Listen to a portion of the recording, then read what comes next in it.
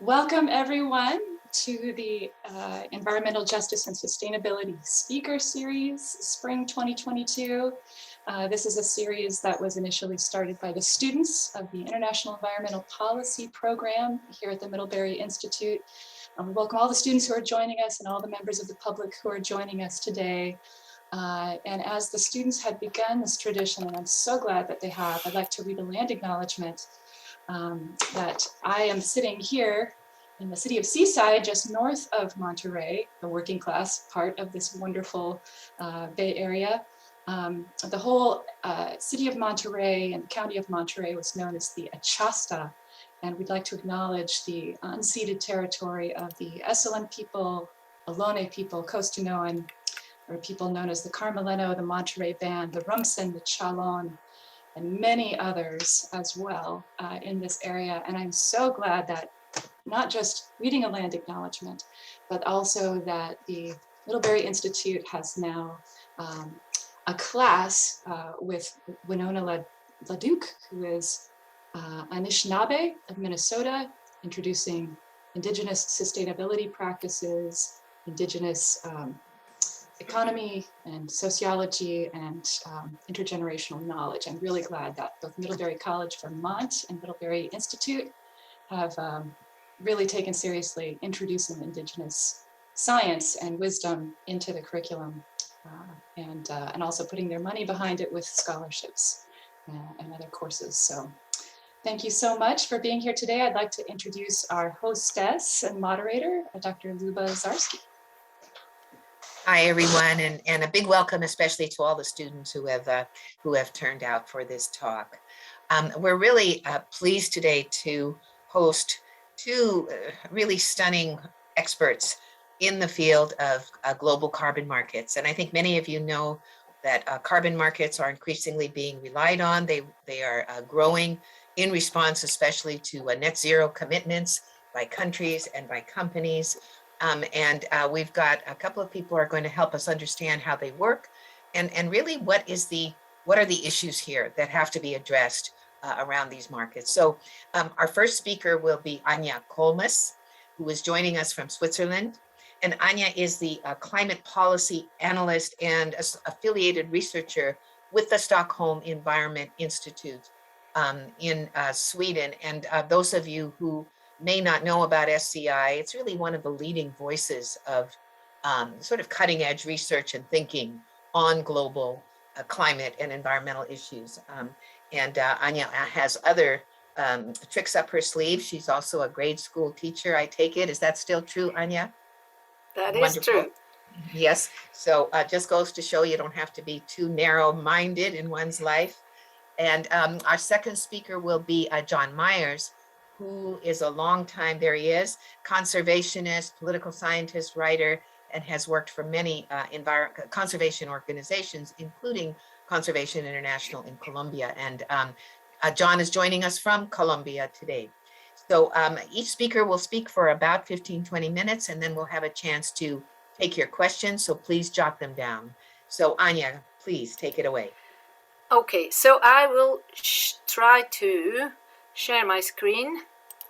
I hope it works. Excellent. So let me just tell you a couple of things about myself and about SCI. SCI actually is the main office is actually located in Stockholm, Sweden, but there's also an office in Davis, California, and there is an office in Boston.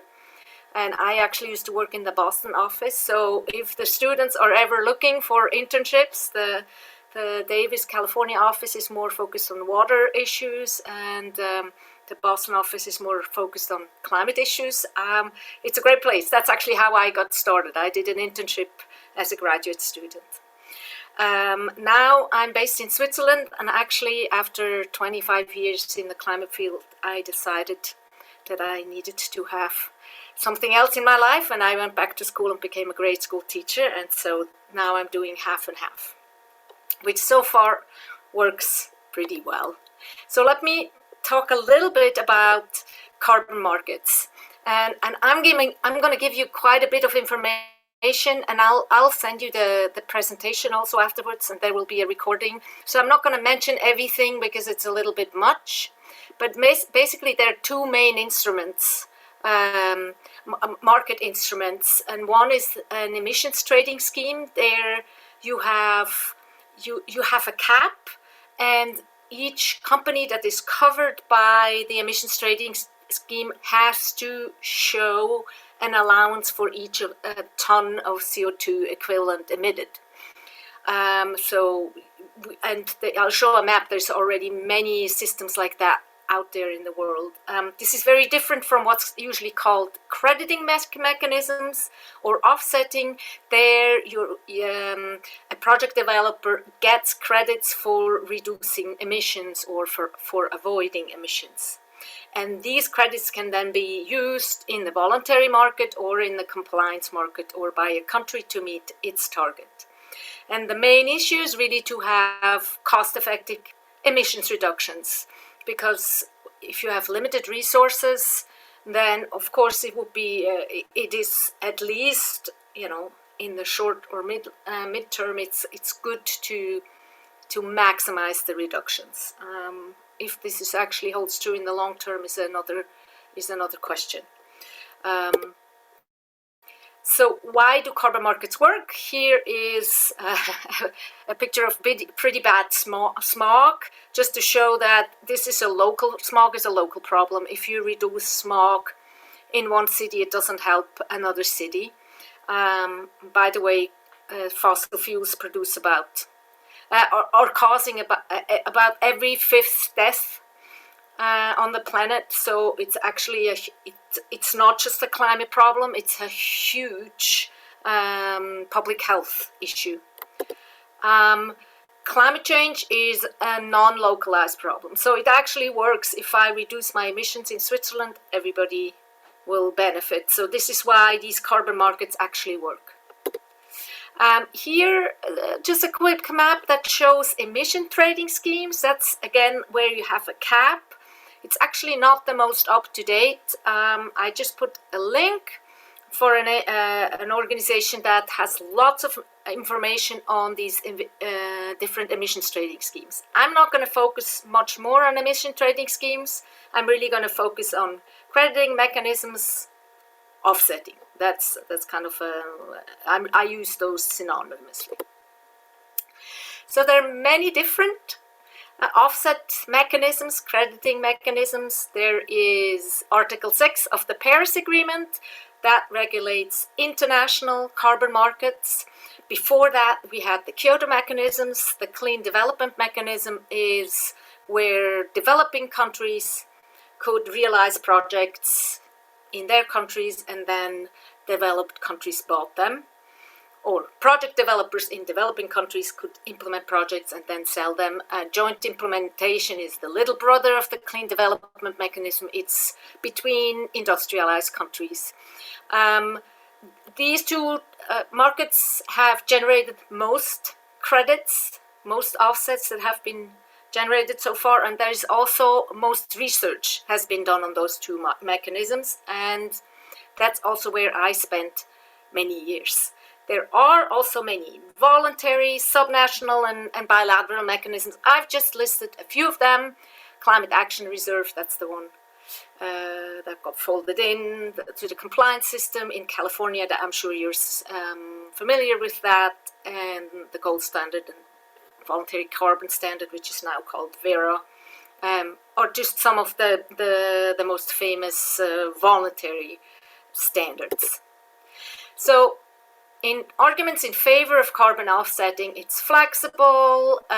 You can find lower cost greenhouse gas emissions.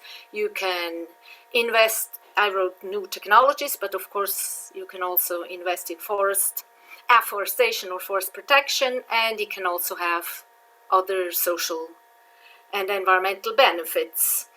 I have also listed some of the criticisms. it may actually stifle reductions in sectors. So if a company can very cheaply buy offsets, or much cheaply then reduce their own emissions, then there's the danger that you don't, or we don't, reduce our own emissions. Most of these projects actually don't have development benefits for the local population.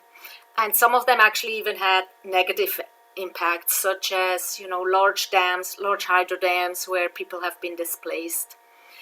Offsetting may have a negative impact on future policies because you create a contingency in whose interest it is to preserve the status quo. That means to make money from selling offsets. So if there is an option to simply have a policy in place where you are legislated to avoid your emissions, for example, methane emissions from landfills, then you might actually create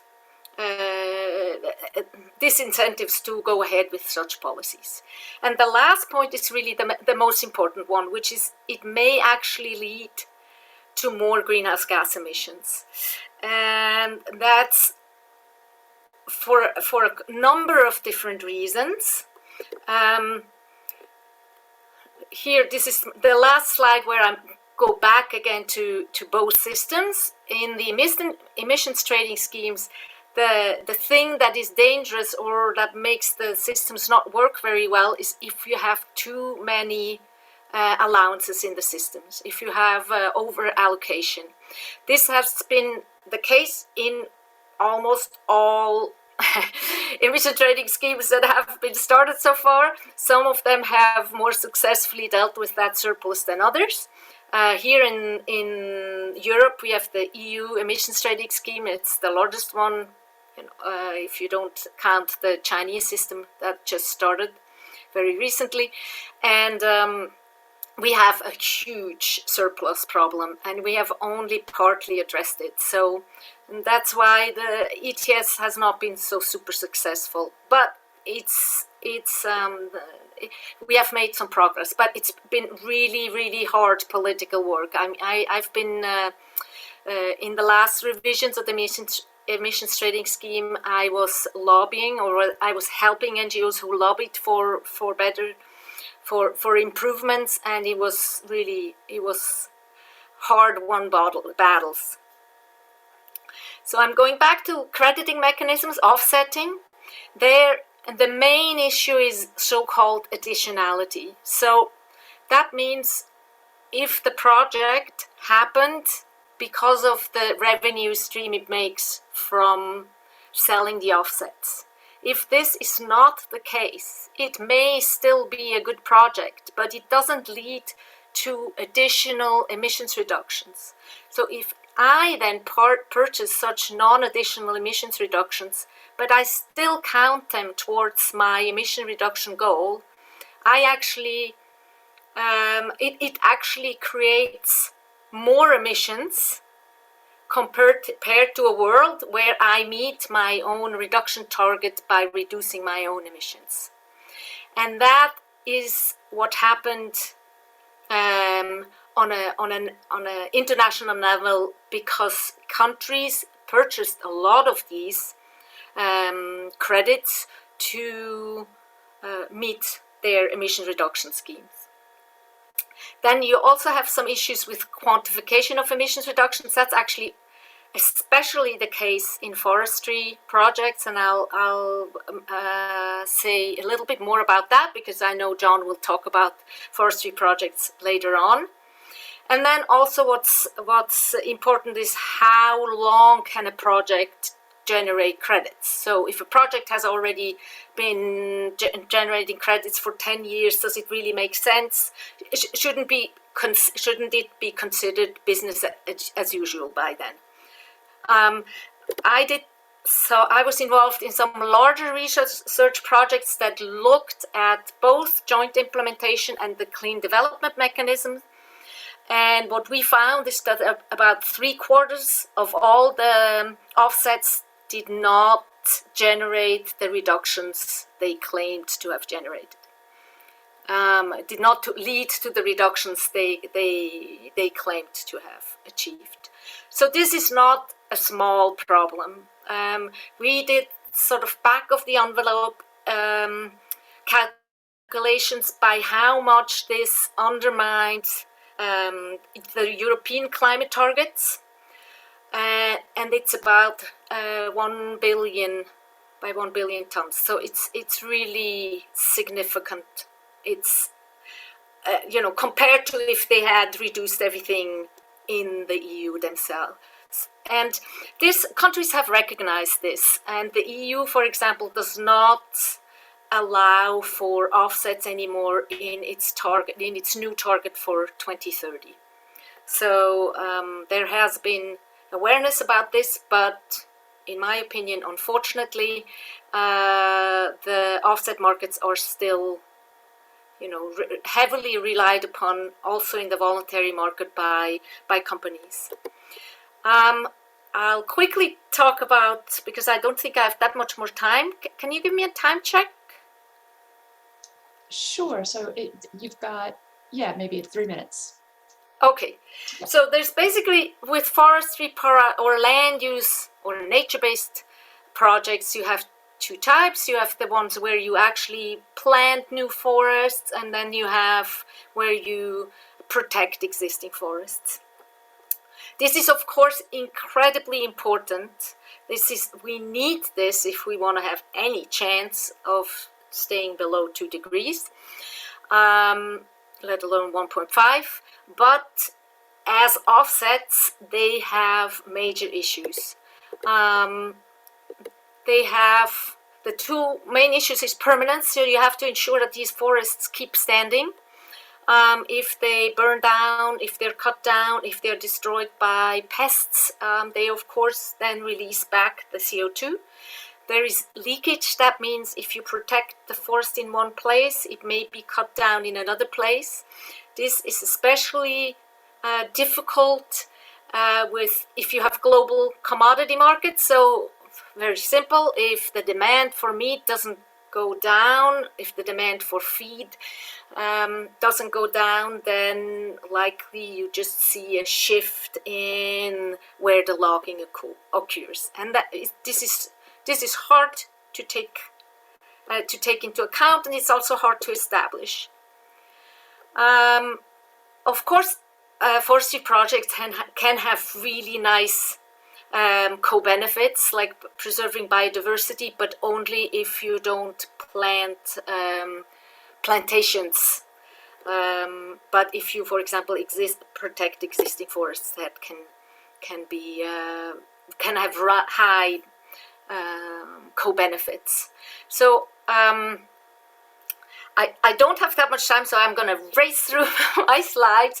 This is just a slide that shows deforestation rates in Brazil, and this shows why it's so difficult to set a baseline where you say, okay, deforestation rates are such and so, and now we are going to protect, and so the deforestation rates, and we're going to calculate based on these historic deforestation rates. It's a difficult thing to do. There are, of course, some solutions to that. If they fully address these issues, I'm not quite sure.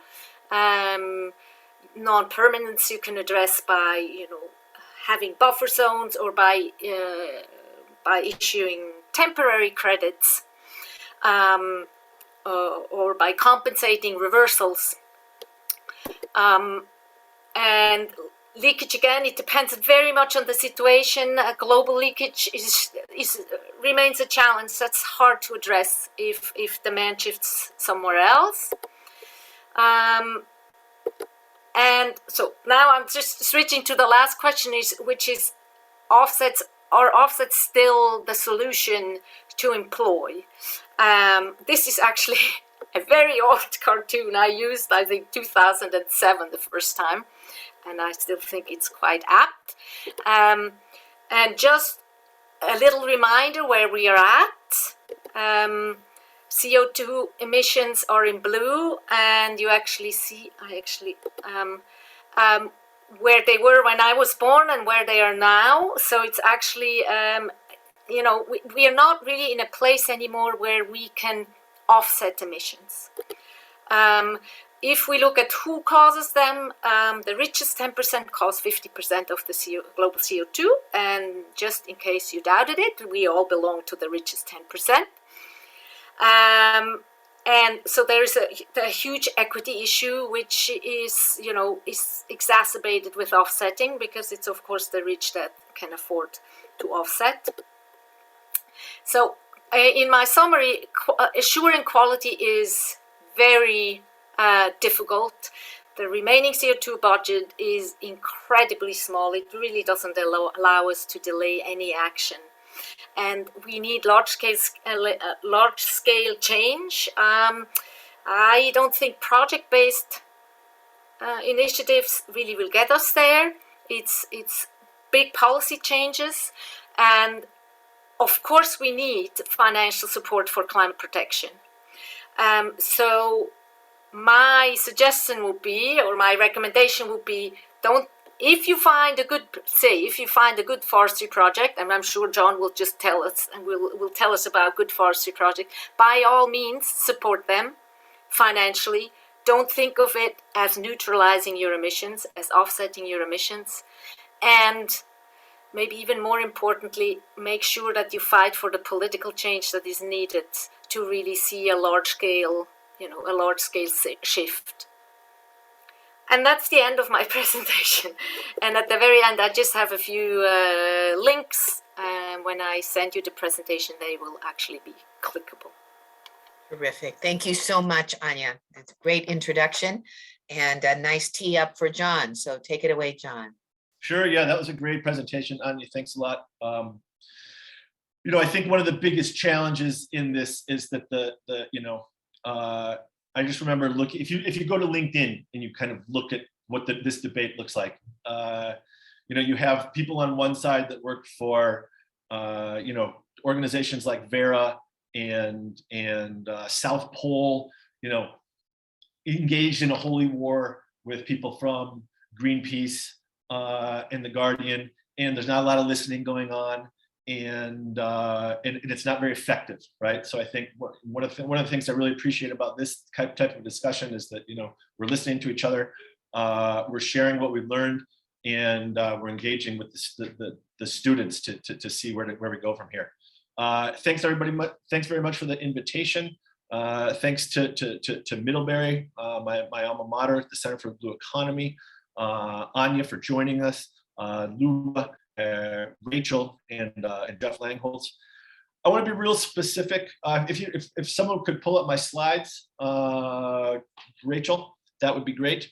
I want to be real specific. I'm going to talk about, Anja mentioned a number of different types of offsets. I'm going to talk about RED projects, and I'm going to talk about the VCS standard, or the projects you can find on the Vera registry. Okay.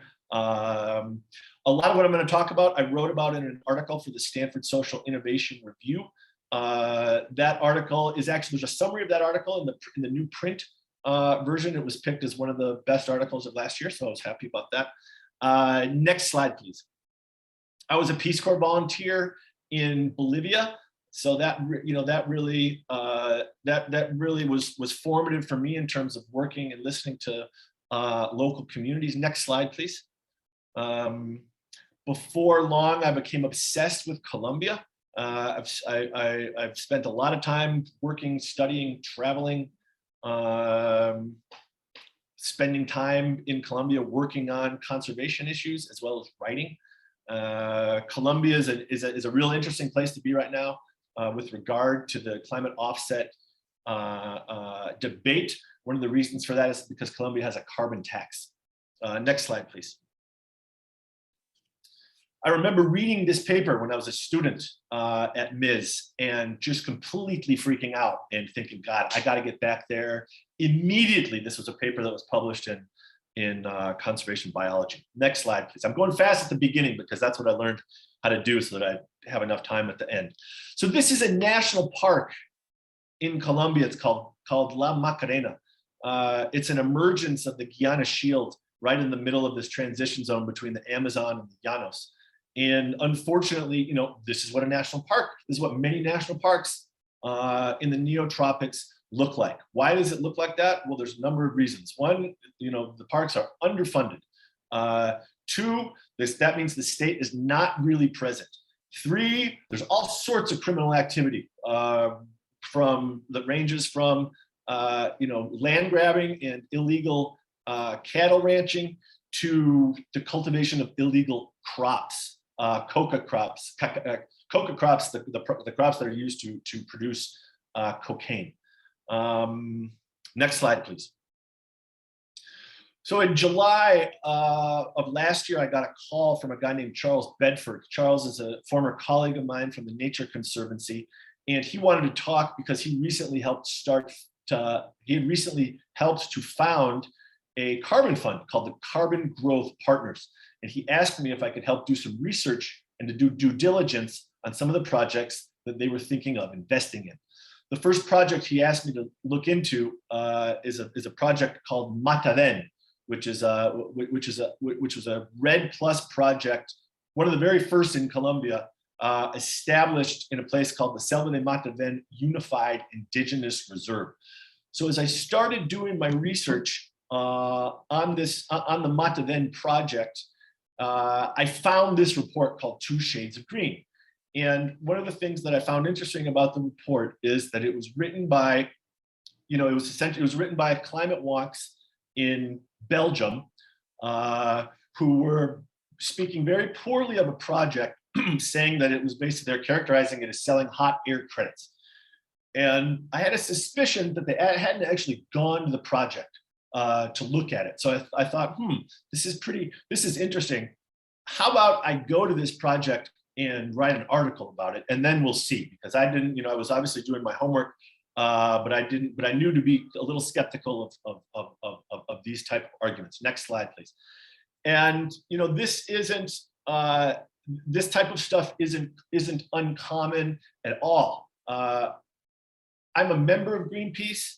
I read The Guardian all the time, and George Monbiot is one of my favorite authors. However, many of these articles that are talking about offsets, especially if they're written by people that haven't spent a lot of time looking into offsets, they feature something that I've come to call a leap of faith into La La Land, right? Where there's something that you can find that is pretty ridiculous. And sometimes it's a little subtle and you have to kind of really look for it. But in the case of this article, it's that second paragraph on the right side that says a better strategy would be to spend money on strengthening the land rights of indigenous people who tend to be the most effective.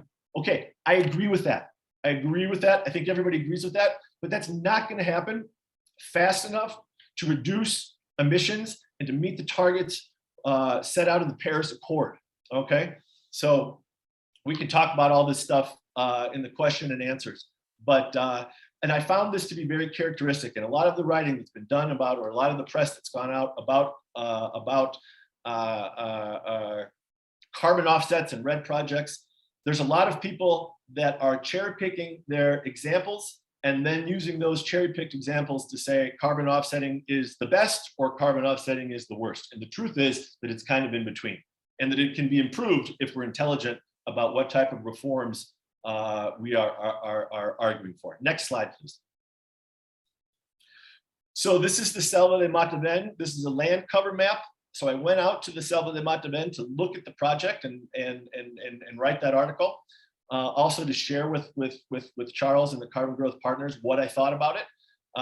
The main argument, I need to, in case people haven't read the article, the main argument in the 2 Shades of Gray article is that because the project calculated its baseline incorrectly, it's issuing more credits than it should.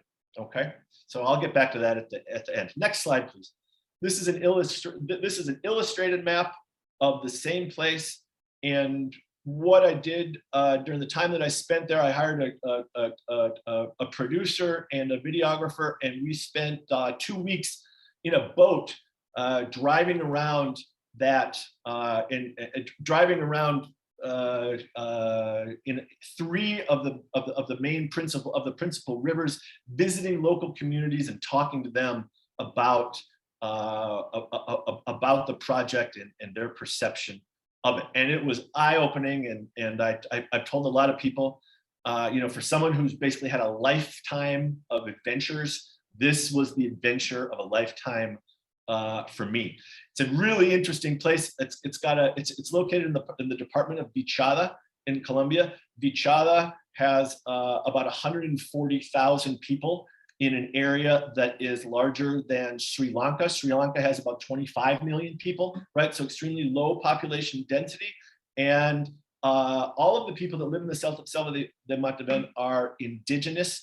And the reason why this particular indigenous reserve exists is because a number of organizations, including one called Etno Llano, worked very diligently over the last 20 years to consolidate 17 disparate indigenous reserves. So the reason that this project came about was because the people that ran this unified indigenous reserve needed to do something. They didn't want to compromise. They didn't want to compromise their way of life. They didn't want to turn it into a national park, because we just saw a picture of what a national park looks like. And they wanted to remain in control and be able to call the shots. So they actually called an expert on red and said, hey, can we do a red project here? Next slide.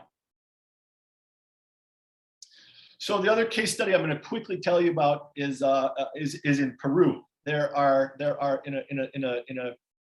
in a state called, or in a department called Madre de Dios, there are 5 red projects in the bearer registry. It's a bit different than the Selva de Matavén in that, well, just as an aside, this is considered pretty much the most biologically diverse area of the world. This intersection of northern Bolivia and southeastern Peru, and that has to do with the proximity to the tropical Andes. And the Amazon rainforest and the interface between those two systems. So this is pretty much the most biologically diverse area in the world. There's 5 red projects there. I've probably analyzed at this point maybe 40 or 50 red projects in Latin America. That's sort of one of my day jobs. That's what helps subsidize my documentary filmmaking and my article writing. And I found that so we were working, the Carbon Growth Partners was interested in purchasing some offsets from that project right there, 1799, which is called Belgica, ironically enough, which means Belgium, right?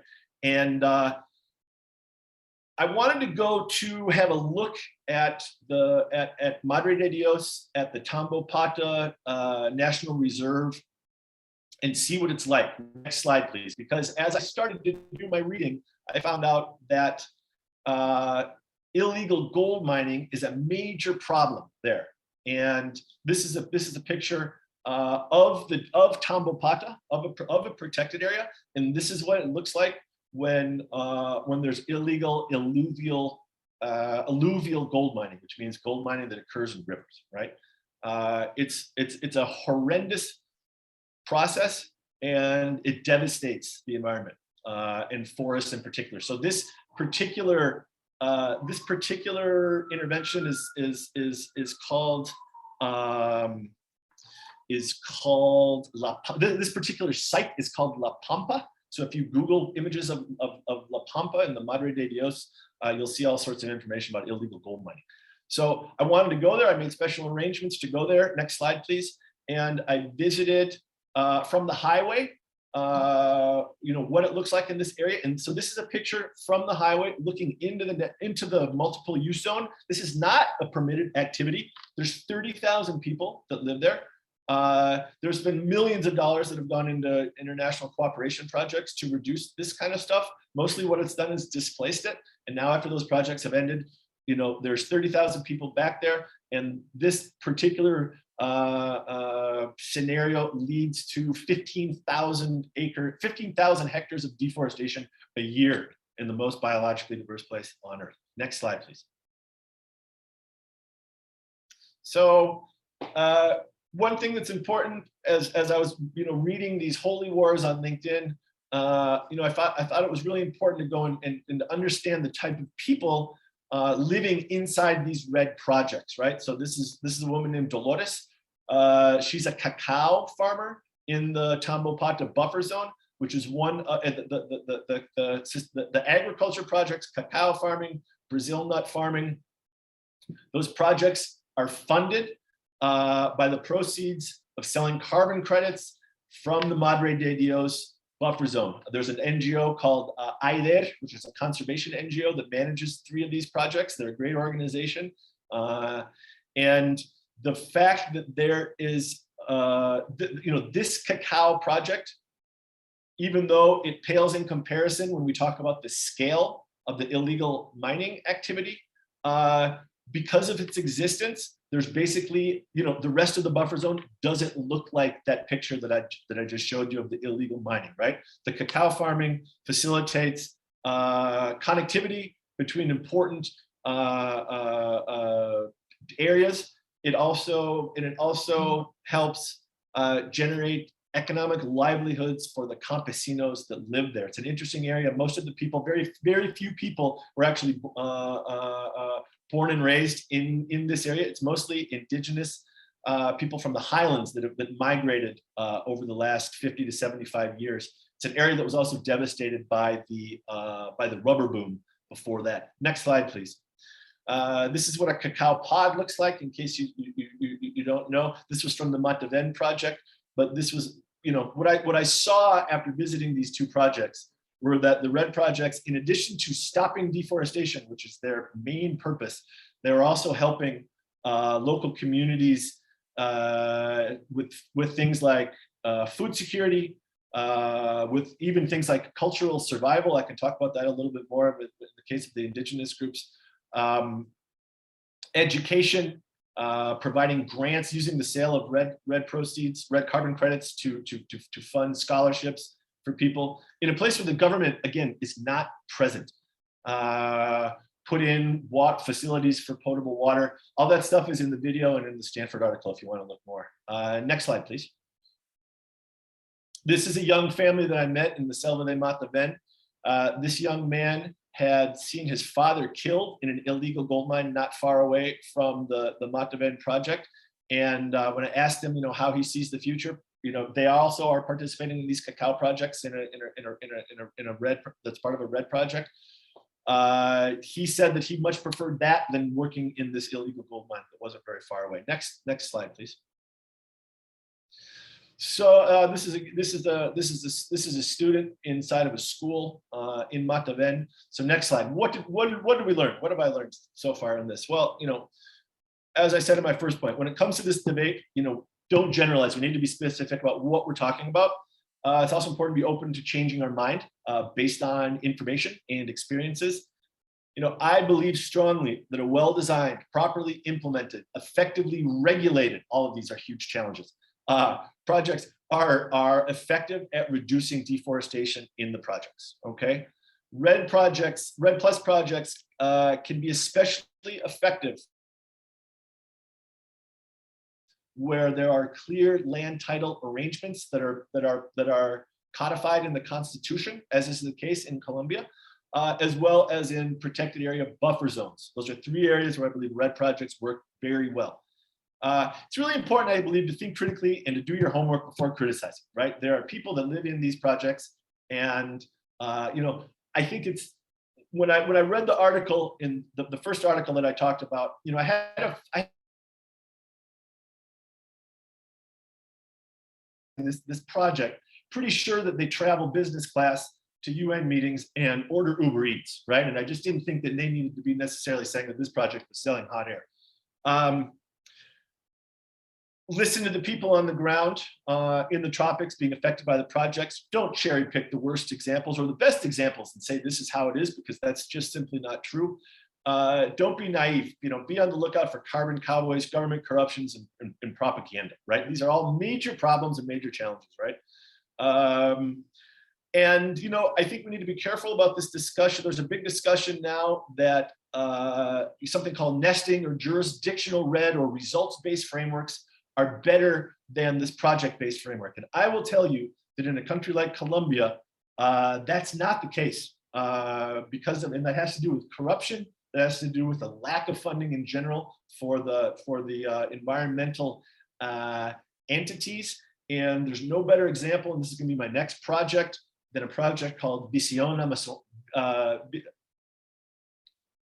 Amazonia, which is a huge national level offset project that's received hundreds of millions of dollars from donors and has not yet been able to reduce deforestation.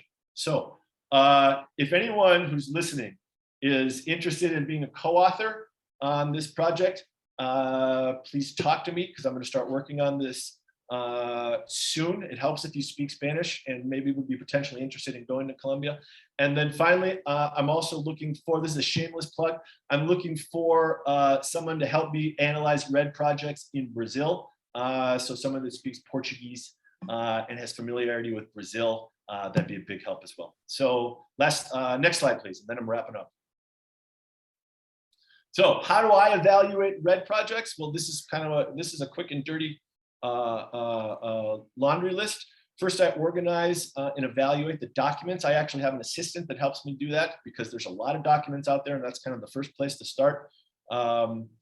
Identify and interview stakeholders. That's absolutely critical. Who lives there? Who are the next door neighbors? What municipality is it in? Et cetera, et cetera. Identify and analyze the threats, the permanence, right? So two great sources for this are the Environmental Justice Atlas and Mongo Bay, but there's a bunch of different ones. And then really hone in on red flags, right? And the most important thing I would say is, really look into the integrity of the project development, right? Is it an NGO trying to do conservation? Or is it some person you've never heard of that when you do an internet search on them, you find out they've been involved in a bunch of illegal activities, right? I found a lot of both. Identify and test your critical assumptions. That's something that I learned a lot about going to Ms. actually. Pay special attention to things like free and prior informed consent issues. If you're doing a RED project in ancestral territories or on an indigenous reserve, you need to do a consulta previa, as it's called in Colombia, or you need to have the authorization of the people whose land it is that you don't need to do it, right? And then you need to be very careful, even if you do that, because as much as sometimes it's hard to comprehend, corruption certainly exists everywhere, and indigenous organizations are not exceptions. So then I make recommendations. Then another very important step, I visit the project. And I look at all of these things, and then I write a report.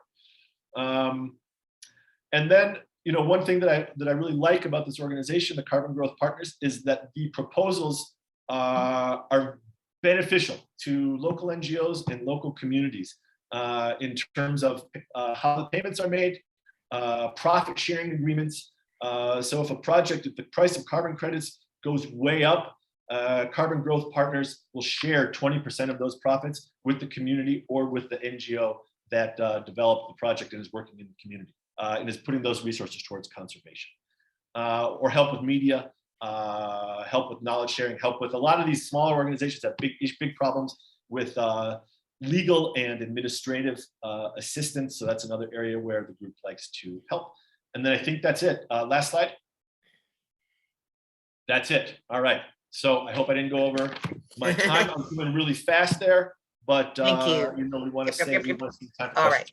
So thank you so much, John. And I think I'm going to start by asking Anja if you would like to ask a question of John, and John of Anja, just if you have any response to what you heard from the other. Yes, so maybe it's a little bit a technical question for me, for you. I don't fully understand how visiting the projects shows you if the baseline is calculated accurately. So I completely understand how these projects can benefit the local population, but in terms of climate benefits, you still need to answer the question: is how is the baseline calculated? So just in terms of transparency, I actually worked closely with that organization Carbon Market Watch, who's I haven't read that report, and I wasn't co-author or anything, but they are probably the most important NGO working on carbon markets, and they work with the most important researchers in that area, and I think it's I cannot show pretty pictures, and actually to analyze and evaluate if baselines are calculated correctly or if a project is additional. Actually, you need to look at a lot of data, and I agree with John. You cannot just make claims, but in my experience, it's actually the people who make money with projects who make claims, and in my experience, it's also not the indigenous people or the local people who earn the bulk of the money, but it's consultants and the project developers in the north that get the vast majority of the money. Yeah, so it's difficult. It's difficult to if you just kind of show up in a RED project, it's difficult to know to the extent to which the baseline was calculated correctly. You can certainly get a good sense if the project is being effective at stopping deforestation, and that you can do by using drones, looking at maps, visiting different areas, reading the audits of previous evaluations, for example. My biggest issue, and the guys in Belgium got really bent out of shape about this, but I think that they were criticizing the way that the baseline was calculated. But what they really were doing was saying that the project was an example of greenwashing. And it's one thing to have a technical debate, and the people that are having the technical debate should be landscape ecologists, right? So when I talk to landscape ecologists in Colombia, and statisticians and people that know about how to calculate baselines, the biggest incompetence in this whole project is the fact that the Colombian government doesn't really know how to regulate these RED projects and calculate baselines, right? And they do it in a way so that it's favorable to their national results-based framework projects, because that means they get more money. That's the short answer to the question. I think we probably could have done another hour in this debate, because there's always lots of interesting stuff to talk about. Indeed. So I'm please, students, everyone, get your questions organized. I know you have a lot of them. And Rachel, they should put their questions in the chat, or you'll be able to unmute them. I'm allowing everybody to unmute at this point, but I think for the sake of just keeping it in order, either put it in the chat or use the raise hand function, one of the two. Okay, great. So I'll get the next question, which is, it seems to me that where you both agree might be in your list there, John, well-designed, properly implemented, effectively regulated, tall order. You sort of said here that you're nesting these projects in a larger governmental context where regulation is difficult, right? Oversight. So, the need for these good projects, quality projects, is also true in the United States, but or other developed countries, but there's a little better, typically, governance framework. So the question is, I just want to say one other thing and then ask you is, so some folks, as you probably know about the LEAF Coalition, the lowering emissions, lowering emissions by accelerating forest finance, right? Which raised $1 billion its first year and includes very big companies led by Amazon and others. The corporations are looking to put a lot of money into offsets, but they're saying that project-based isn't going to work, that it's going to have to be program-based, it's going with governments. And I'm just wondering, how do we go forward in this? How would you each see us going forward? Where perhaps both of you might agree that better governance is the real issue. If we can figure this out, is it going to be, you said something, John, about not being nested, but what's an approach in which monies might flow from broadly wrought north to south for real net carbon storage and forests for a climate benefit and benefits to local people? What kinds of reform or structure or design mechanisms could point us in that direction? Because I'm going to be a little bit advocate here. I'm absolutely sure that there are good red projects, and I'm absolutely sure that there's a lot of bad ones. Okay, so take it away. Governance reforms, what do you think? Yeah, well, I mean, I think that there needs to be a lot of learning that goes on with the governments themselves, right? I mean, it's just like when I look at the people in Colombia's Minister of the Environment and Sustainable Development they're in charge of this, and I watch them speak at conferences, I have very, very little faith that they know what they're talking about.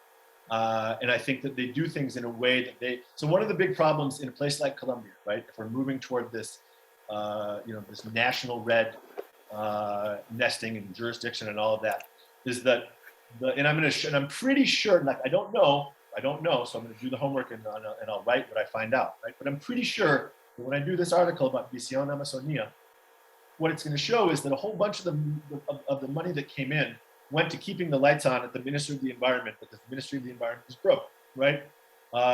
They didn't invest in teaching people how to actually design and regulate red projects, right?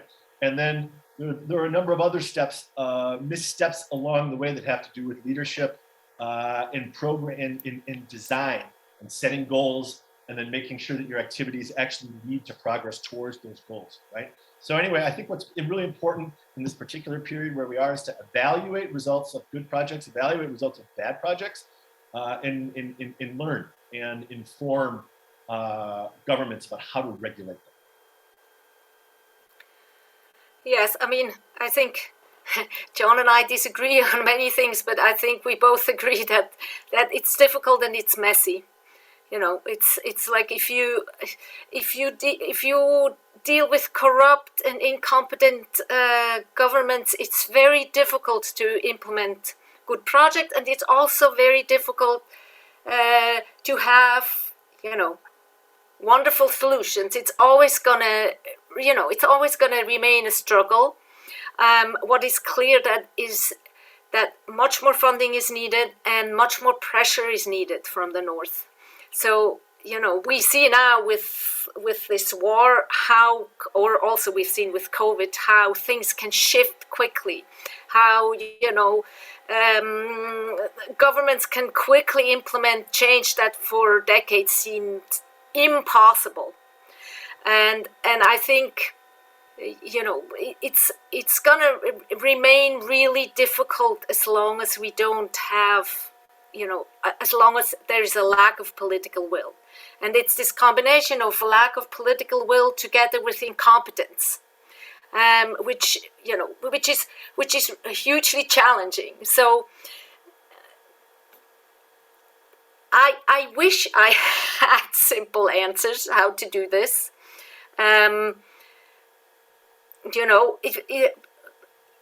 Investing in good governance, investing in good government, investing in anti-corruption, investing into capacity building for governments.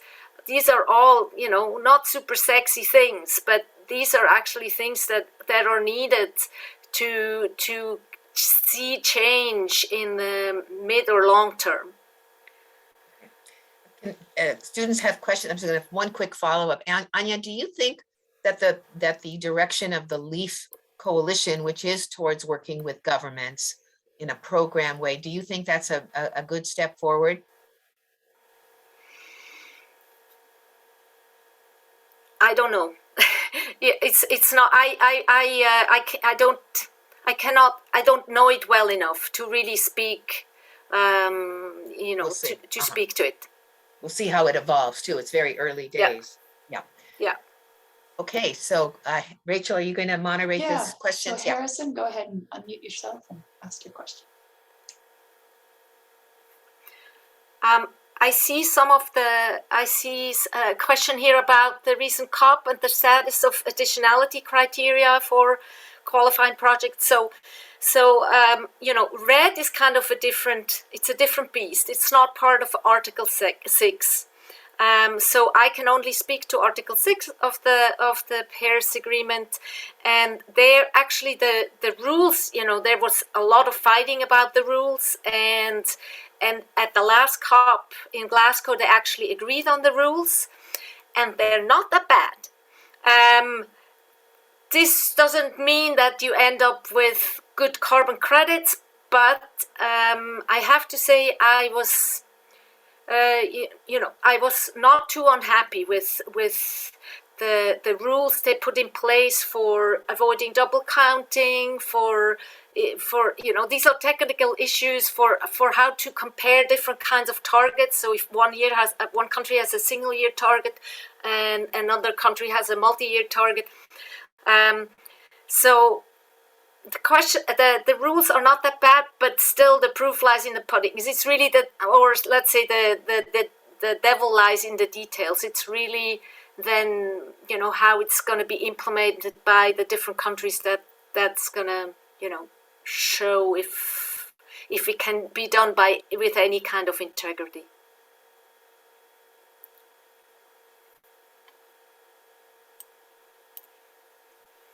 Did she get your question completely? You want to say anything else? Harrison, are you there? Yeah, that answers the question. I appreciate it. Yeah, I was just curious if there And I were can any also, updates to that yeah, criteria. I can actually, yeah, I'll quickly see if I can find it. There's actually a good summary on this. Let me just see if I can find it, and then I'll put it on in the chat. And if I don't find it right now, I'll send it later on, and then you can forward it. While you're working on that, one change that I think is important here is the Science-Based Targets Initiative, which works with companies to develop their own net zero targets, etc. In their newest iteration, they separate emissions reductions and offsets and have a limit to how many you can use in either way, which I think, Anja, goes some distance towards addressing one of the concerns, which is the use of offsets for not making emissions reductions. Would you agree? No. No. Because it's not enough, I mean, this is not new. I mean, that offsetting should just be in addition or supplemental to reducing, emissions nationally or at home or in the company itself. I mean, people have always talked about this. It's good that it's there, but it's. And at the end of the day, if I see the carbon budget shrinking. I've worked the last 25 years on this issue, and I see the exact same arguments being made. The only thing that is changing is that we are seeing the impacts much more clearly now, and that everything is going much faster than we thought it's going, and that already at 1.1, 1.2 degrees of warming, we're seeing really, really dramatic changes. So there's still a huge discrepancy between the willingness to act and what was really needed. And John, I might ask you that it seems that the benefits that you're talking about, real benefits for real people and real forests, I just wonder if they could be obtained a different way in terms of provision of forest finance. Yeah, I think the challenge is figuring out what that is and when, because I think that, if we look at Anja knows this better than anyone, but I think, if we look at the history of the international climate negotiations and what's actually come out of them, and then what's been put in place and is resulting in some form of progress, right? I think that it's important and this is where I get frustrated in kind of the LinkedIn debates, is that it's absolutely critical that we're pressuring companies, and the consumers do this as well, to lower emissions, right? And it's not mutually exclusive to find innovative ways to finance forest conservation. And those two things should not be considered mutually exclusive. It's critical that both of them are happening, and there needs to be a lot more political will, certainly for the former, as opposed to just kind of getting. And I agree that companies shouldn't be able to offset all of their emissions and continue to engage in business as usual. And then the other thing that I just encourage people to take a look into is just the role of geopolitics in all of this, right? And there's a lot of the relationships between countries based on what their country's interests are not only. So let's look at Visión Amazonia, which is this big national project in Colombia. It's funded by the UK, it's funded by Norway, and it's funded by Germany, right? Those countries are kind of happy to write these big, huge checks to Colombia. And one of the reasons for that is, and they're the ones that are, that's what's paying the bills at the Ministry of the Environment and all of this stuff. But if you look at what's the impact of those countries and the companies from those countries with regard to generating emissions, right? And that's where you get into some pretty interesting discussions, right? So stay tuned for the next article about that. We will. Any other comments or questions from our students? Yeah, Rachel? I just want to say we're at 1:33-ish, so it's just over the hour, and I want to honor everybody's time. I'm happy to stay on if you guys are happy to stay on, but just wanted to point that out. Yeah, I don't see any other student questions at this point. Well, let me just, I think here's the link for this on the rules that were decided in Glasgow. Thank you. And I maybe just to end, I mean, it's lovely to know that there's so many young people, wanting to pursue a career in climate change and wanting to fight for climate protection, and so it's just my full support to you guys. I really, we need you guys to step up and to fight, and I hope you find a good niche for yourself, and don't hesitate to reach out to experts, to ask questions, and to get advice or because we need everything. And I agree, there's a lot of fighting about carbon offsets, and I still think the vast majority of them are highly questionable. I'm still here, my video is just going, but the debate is still important. I mean, they're not going to go away just because I don't think they are a good idea. So we have to keep the discussion going and seeing what is, where can we find some common ground to really improve things and to really strengthen the rules. And at the end of the day, it's always it's details and it's nitty-gritty stuff, and it's having the patience to really look at things carefully, and having the creativity to try to come up with solutions that are maybe not ideal but are better than what we have. Spoken like a true teacher. Thank you, Anja, for your, and John, would you like to also? Yeah, I would echo Anja's comments, and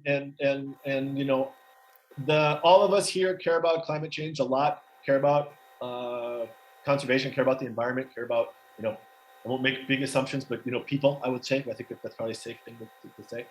One of the biggest challenges of all this is it requires working with people, and how you work with people is critical. So I really appreciate sort of the tenor of this debate. and that it didn't kind of, turn into a holy war like what you see on LinkedIn and in other forums. And if we're gonna, I said this in the Stanford article, but if we're gonna make progress, we need good faith efforts by companies, by governments, by the media, and we need young people to come in and get us out of this mess that we're in. Well, here we are. Thank you so much to both of you. And I'm persuaded that we need forest finance, and I'm persuaded we need to move fast on climate. And we're still figuring it out. So thank you so much to both of you for taking the time to speak with our students. I'm sure our students appreciate it, right, students? We see them, there they are, there's their hands.